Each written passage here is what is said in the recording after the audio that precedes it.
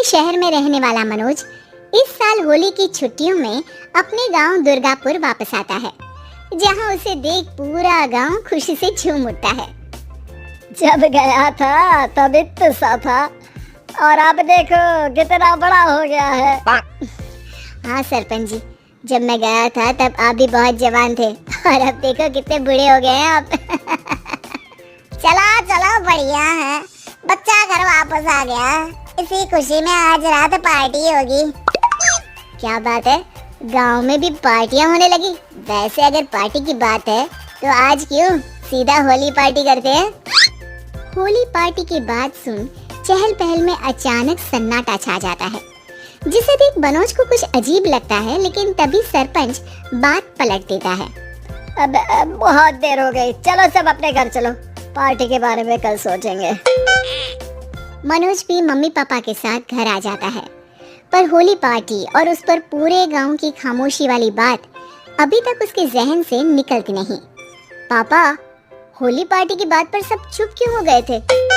अरे होगी उनकी कोई अपनी बात, मुझे गांव की पंचायत ही थोड़ी पता है। थक गया हूँ, चलो सो जाते हैं, कल बात करते हैं। पापा की बात मानते हुए मनोज भी सोने चला जाता है। आज तो छुपा लिया, लेकिन हफ्ते बाद जब होली का दिन आएगा तब इसे कैसे रोकोगे? अगली सुबह सूरज के साथ ही मनोज भी गांव घूमने निकल जाता है, जिस पर रास्ते में उसे अपनी ही उम्र के कुछ लड़के भी मिलते हैं, जिनसे दोस्ती कर अब वो उनके साथ घूमने लगता है।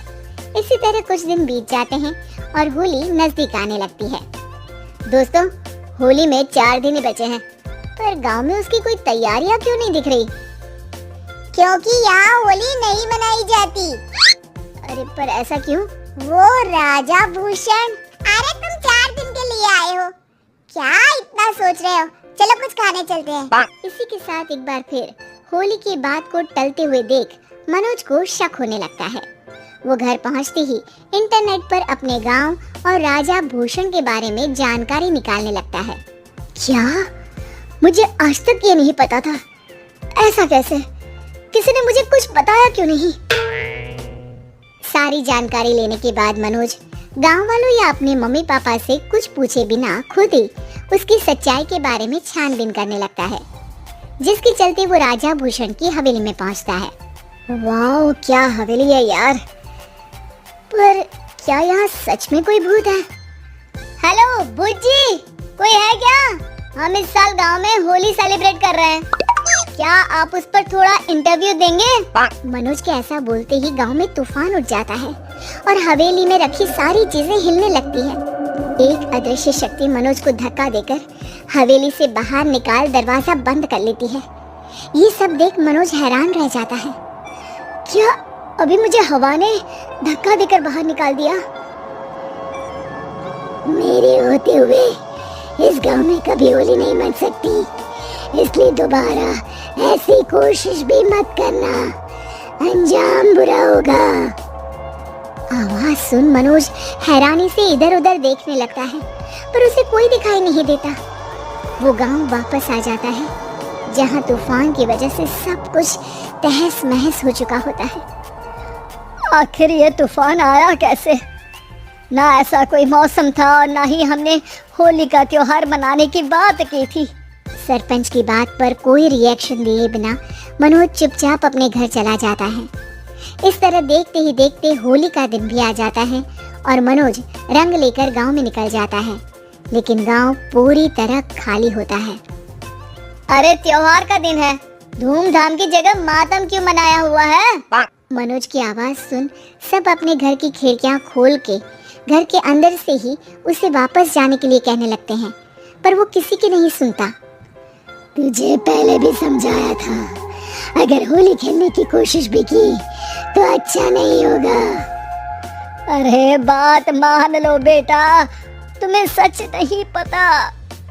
मुझे सब पता है, सालों पहले इस राजा ने एक अंधविश्वास फैलाया और आप लोग आज तक उसे मानते आ रहे हो।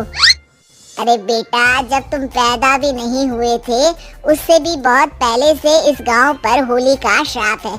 अगर गांव में होली का त्योहार मनाया जाता है तो प्रलय आना पक्की बात होती है। राजा भूषण इस सब में नहीं मानते थे और त्योहार मनाने लगे।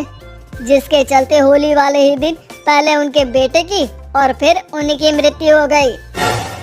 तभी से गांव की रक्षा के लिए उनकी आत्मा उस हवेली में रह रही है। सबकी बातें सुन मनोज उलझन में पड़ जाता है। सोचना भी मत मनोज, अगर तुमने इस परंपरा को तोड़ने की कोशिश भी की तो उसका परिणाम इस गांव और गांव के लोगों के लिए अच्छा नहीं होगा। मुझे भी यकीन नहीं हो रहा कि आप लोग एक बेतुकी बात को मानकर सालों से रंगों के त्योहार को मातम की तरह मनाते आ रहे हो। मनोज किसी की कोई बात ना मानते हुए पूरे गांव में रंग बिखेर देता है, जिसके तुरंत बाद वहाँ तूफान के साथ बिजलियाँ गरजने लगती है। अचानक मौसम में ऐसा बदलाव देख जहाँ मनोज कंफ्यूजन में आ जाता है, वहीं गांव वाले डर से सहम जाते हैं।